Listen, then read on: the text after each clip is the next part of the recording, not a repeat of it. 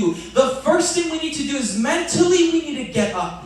Because mentally we are trapped. Mentally we are keeping ourselves down. Mentally we're saying, I can't do this. You need to get yourself up. And after you get up, the second thing you need to do is you need to pick up your mats. Now, I'll be honest with you again. So when I first read this, I said, why would Jesus have Walker take his mat? That's disgusting. He's been lying on that for 38 years. What the heck? But you see, Jesus had Walker take his mats because he didn't want there to be a plan B for Walker. Because if he took his mat, he had his mat, he walked away, there was no mat to come back to. And some of you, that's what you need to do. You need to make sure that there is no plan B. Because when you are done, when you decided you need to move on, there's no plan B for you. And for some of you, that means you need to get rid of your computer. You need to install an accountability app. For some of you, that means that you need to completely delete or block certain people off your phone. For some of you, that means that you need to find a third wheel for every date that you go on to, because that way you won't ever be alone with someone of the opposite sex. It's extreme, I know, but there is no plan B. There's no going back. You have to say, I am done. I am not going back to this moment. That's the second thing that Jesus has him do. And the third thing, because it's not done, right? He got up. He picked up his mat. The third thing that Jesus has him do is walk. He says, you need to walk. You need to take that step. And for some of you, you just need to take that step. You need to walk. That first step for some of you is opening up to somebody about what you're experiencing. That step for some of you is going to a school counselor and saying, hey, I need help. For some of you, that step, that walk, that first step is opening up to a leader. It's opening up to a friend saying, hey, I've had these thoughts and I don't know what to do. I need help. For some of you, that first step, that walk is saying, hey, I'm struggling with this at night. I just can't stay off my computer. I can't stay off my phone. Can you help me, please? I want to get better. For some of you, you just need to take that step and you need to actually walk. You need to get up. You need to pick up your mat. There's no plan B. There's no going back. And then you need to walk. You need to take that step.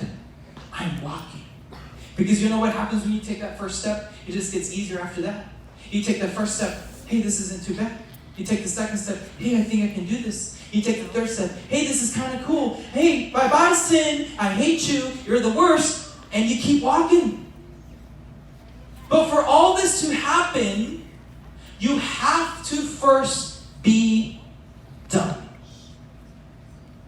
Right? You have to be done. You have to reach that point where you say, I am done. Now let me say this. I'm about to land the plane here, but let me say this. I say this for last, not because it's the add-on at the end, but because it's the most important part. At the end of the day, Walker wasn't healed on his own. At the end of the day, it was because of Jesus coming into his life that he got healed.